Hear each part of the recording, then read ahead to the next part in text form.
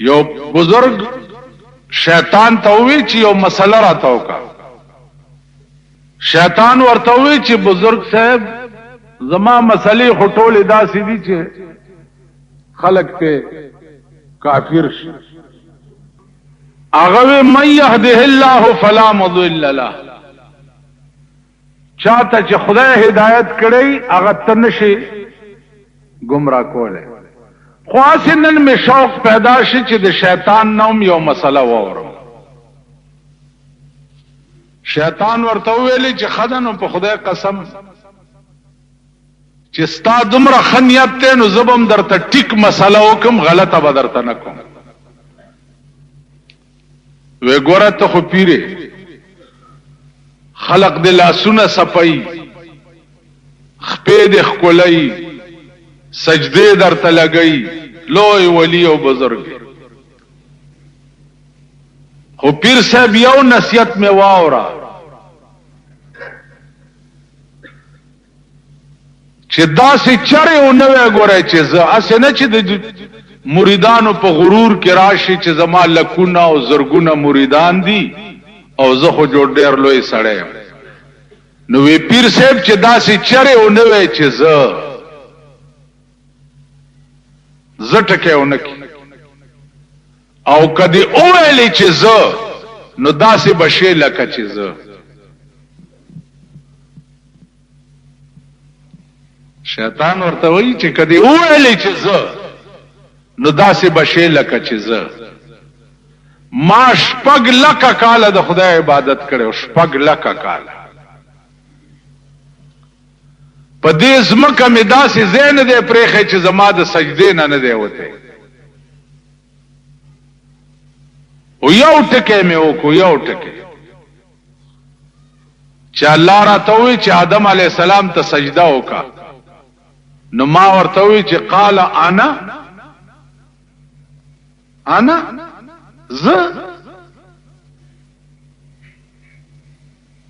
زه خیر منه، د دې ادم نه زه بهتر، زه د نه خیم. بس دومره ټکی مې وکړو چې انا خیر منه، زه د نه بهتر منو، زه څنګه دته سجده وکم. نو الله راته په جواب کې ووی چې قال فخرج منها فانك رجيم ان عليك لعنتي الى يوم الدين. اوزه زما د جنتونو د رحمتونو نه،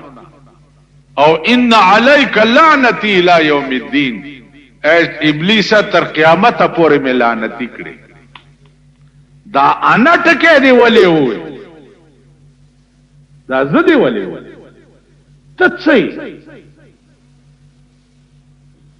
ته صحیح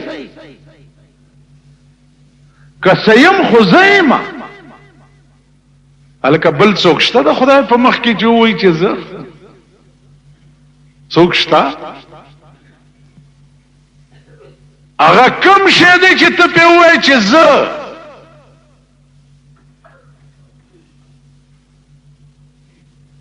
نو زما عزیزانو دا زه ټکی چې دی نن ستا ټول ملک تباه کړو. اوس هغه زه ټکی بیا شروع شوی. هر یو چې راشي رونو زه به داسې، رونو زه به داسې، رونو زه به داسې. نو نتیجه به ګورئ او داسې بدتره نتیجه به ګورئ چې الله دې امان راکړي. ما نن چا تپوس وکړو چې دا تاسو ملیانو هم سړی ودرولی دي، مونږ ملیانو ولا قرآن ورکړی چې ستا آواز به په اسمبلی کې صرف د دین د پاره که نور دې ټتو کو چې یا به زه سړک جوړ کم یا به ملک ټیپر کم، ټت وکړو نو په دې ټکي کلمه تېره کو قرآن زه به نه وې، که دې زه ووې نو ښه به نه. نو زما عزیزانو دا زه ټکی ډېر خطرناک او پاکستان تباہ او برباد شو د زه د لاس. نن وګوره ستا په ملک کې سه اسراف شروع دا بینر وګورا دا پوسټر وګورا دا بوتان وګورا یو قهر عظیم نن ستا په پاکستان نازل دا ستا ملک دی دا سب پلیت او بے غیرت ملک دی ورشه الیکشن په امریکا کې وشو بے غیرت قومه چرته د بار ملک نه هم څه سبق والی کنه او د بدبخت بچو ټول شپه دا د شاخه تاخه زامن را غونډ کړي او جیتے گا پیار سے بولو جیتے گا پیار سے بولو زما د مور میړه جیتے گا ذرا شوق سے بولو زما د مور پینځم میړه جیتے گا دا د ګډي زامن چي دي په دې قهر ټول شپه وګونه راته وګوره یو لوی عذاب جوړ اسراف ستوي او ظالم ملک او ظالم قوم اسراف ستوي اسراف وای دیتا چې پیسہ بے ضایع خرچ کړي په دې منبرانو کې یو ولاړ دی مونږ ته جمعات ته درای غوښتي وي دا جمعات کې درای نشته ویل یو 100 روپے به زه چنده پکې درکم دا هغه منبر نن لسنیم لک روپے خالی په پوسټر او بینر او لګولې لسنیم لک روپے او جمعات له 100 روپے چنده ورکو اسراف ستوي بے ضایع مال خرچ کول رسول الله صلی الله علیه وسلم فرمایي چې د دریاب په غاړه ناشته اسراف بنه کوي دانن په جمعاتونو کې دا بمبي چې دی ګوره دام لو اسراف دی زمونږ بیړه مړه مونږ هم چرته لا د سړی ځامن یو دا جمعاتونو کې دا بمبي نه دي په یو او 10 د شلو د سونو بخرج کی په یو او 10 بمبرا پریدي کولاو او چې بیا لادا سه شیخ غوندې ورته ناشتي لاس دغه لکه خدای دې خونه چوڑا کا خو خلاصه کا وکړه که استنجا تکینی لګیا وای تب وای چې چرته کنده کني که سبلا کوي نه دي خراب شي نو په یو 10 د شلو او د سونو بتبا کی په یو لوټا استنجام کیږي او 10 یو لوټا دا بمبه دا لوی عظیم اسراف ته ستا په دې ټولو جمعات دا ټوله بے ځای خرچ نو اسراف وای دی ته چې سړی مال بے ځای خرچ یو سړی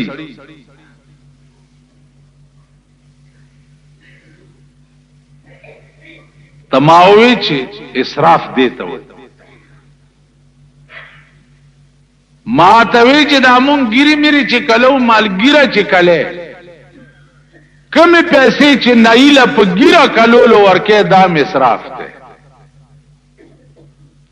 زکه چې ګيره کلو باندې پیسې زکه نه لګي چې ګيره به پرې دی کنه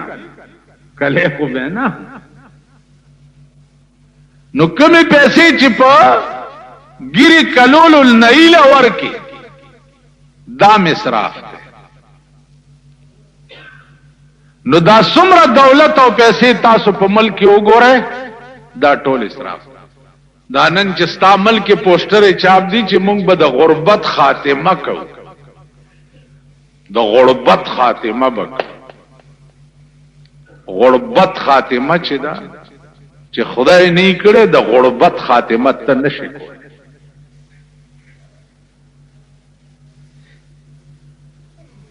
د غربت خاتمه به صرف د خدای ذات کوي. کتا د غربت خاتمه کوله نو تا بنن خپل انتخابی نشان سیکل خپل هونډا کارت کې ګرځي د 18 لک روپو په بنز کې ګرځي او قوم لدی روسي سیکل په نشانه کې اغستې دي چې ورونو که زما وسراغه په دې اسخا سیکل بسوري. تاسو خیال راځي ما توستا انتخابی نشان ما زما انتخابی نشان قرآن دے کتاب دے ووٹ ورکے ورکا کنی سر خورخ پل بلا تورا در پس زارک شچی چالے ورکے ورکا وائے ما سکار دے چزتا تمینت کو موزارے بیاد دے خزو خزی گردی لگی آدی لنڈری داسی لپٹیا چوری او پدی کوسو کې بلندرې بیګاره ته چاوي دلته خزر اوته الکان ورپسې شو ما الکان خو پرې د سپی ورپسې کړ خزي ګرځي لګي اسملک شو قران او حدیث او دین او مذهب او اسلام ته چې ګوره خدای پرستای چې دی جمعتونو ته تاله ولګوم او یو رانه جمعات ترانه شي او چمړ شي ويم چې خپو کې پړی واچوم هم داسم په ډیرانو غرزوم نه د خخېدو قابل دی دا قوم او نه د جمعات ته دراتلو قابل دی دا غرق او تباہ قوم په اعتبار د دین سره دا هلاک قوم دی بل صد مولا او د بزرگ د لاسه هلاک شو تباہ شو دغه مولا دی هر باطل ډلې سره مولا مرګره دی هر ډلې سره او ورته وی چې د دې دونه شملې خوږي یو مولا دې دلته یو مولا په دې ملک کې بغرزیدا او شریعت کانفرنسونه به کول جهاد کانفرنس به کول راشي چې کور درته وخم په 1 کروڑ او 15 لک روپے باندې کور او پیسې راټولې کړې دي په جهاد کانفرنسونو باندې پردای مور ځامنې جهاد ته لېږل او په خپل 1 کروڑ 35 लाख روپے باندې بنگلا جوړه کړ نو زما زیدانو زمونږ د لاسا وہی دل کے پپولے جل اٹھے جگر کی آگ سے اس گھر کو آگ لگ گئی گھر کے چراغ سے نن زمونږ د لاسا دین تا او اسلام تا اور لګې دل مونږ هغه لوی مسرفین یو چې زمونږ بیړه تباہ ده مونږ غرق یو د پیغمبر یو سنت تسپک قتل سړی پټی کی کافر شي مرزا بیدل یو شاعرو چای اشعار واوریدنو خیال کړي چې دا خو ډېر لوی بزرګي دا دومره خخ شیرونه ویلي چراغ تپوس یو کو چې مرزا بیدل دلته کم خلوت کې ناشته یا جمعات کې خلق ورته خلوت جمعات نشته ده هغه وګوره مخامخ د نئی دکان کې ناشته ګیره کلای لګیا چې ورغه داسې ورته وکړه نیمه ګیره کلا و او نیمه پاتې و ورته وی چې مرزا بیدل سماری شرا میں تراشی ته ګیره کله اشعار څنګه وې غوړې زیړې خبرې کې او کله ګیره نو مرزا بیدل ورته وی چې مریش را میں تراشم لیکن دل مخلوق را نه میں خراشم ګیره کلوم خود خلق وړ نه ازاروم نو سړی ورته وی چې مرزا بیدل شما به تراشن ریش دل محمد رسول الله را میں خراشی ته چې ګیره کله ته د جناب محمد رسول الله زړه لګیا زخمی کې مرزا بیدل بیهوش پرېو نیمه ګیره کله او نیمه پاتې او بیهوش چې په اوش کې راغې نو سړی د مړی نه ونیو ورته وی جزاک الله کې چشمم باز ساختی جزاک اللہ کے چشمم با ساختی مرابا جان جان ہمرا ساختی وسڑیا خدای دی تعالی ډیر لوی جزا درکی خدای دې در سره ډیر نیکی وکي تا خو مال داسې نصیحت کو چې په دې عمل کوم د جناب محمد رسول الله سره دې ملاو کړم. نو عزیزانو نن استعمل ټول اسراف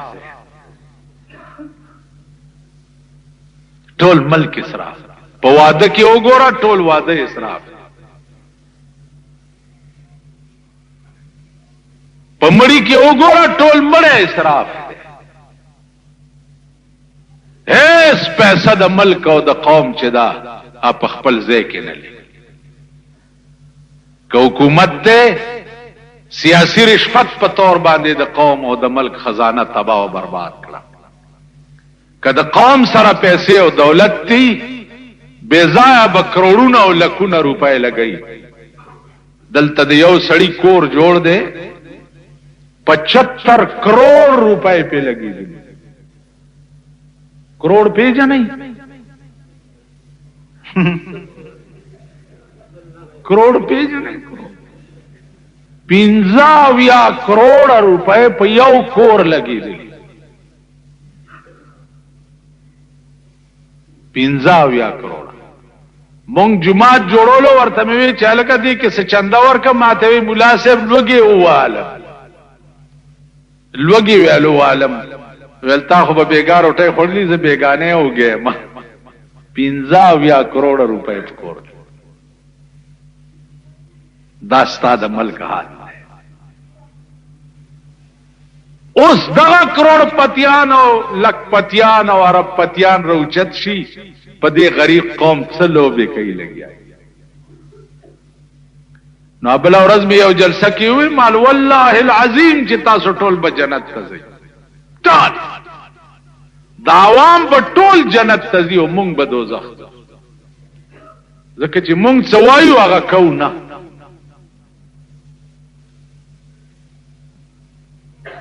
وینام یو څه دا او عملم بل څه وی واعظان چو جلوہ بمحراب و منبر میں کند چون بخلوت میں روندہ کار دیگر میں نو اسراف دے توائی چی مال و دولت سڑے بیزائے خرچ نن ټول ملک اسراف کون کے اس د اسراف کون کی سزا بچی کم سڑے چی اسراف کئی د سزا بچی جناب رسول اللہ صلی اللہ علیہ وسلم فرمائلی دی ان المسرفین فی الدرک الاسفل من النار اسراف کون کی بپالان دی تاختہ جہنم کے پراتے عزیزان لان دی تاختہ جہنم تا او یا کروڑ کالا بزل دے لاندې تختی او یا کروڑ کالا دا اغا جان یو کروڑ د دې دنیا سل کروڑا دا اغا یو لک د دې دنیا سل لکا دا اغا یو کال د دې دنیا سل لکا دا اغا یو ورځ د دې دنیا سل لکا ورځ نو او یا کروڑ کالا لاندې تختی د جهنم تب مزل او د یو جهنمی دا بدن به دومره غټ شي چې د یو اوږې نه به تر بلې اوږې پورې 1500 کاله مزل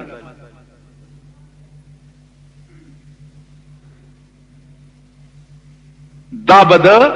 اسراف کوونکو انجام نو الله دې امان راکړي عزیزانو څه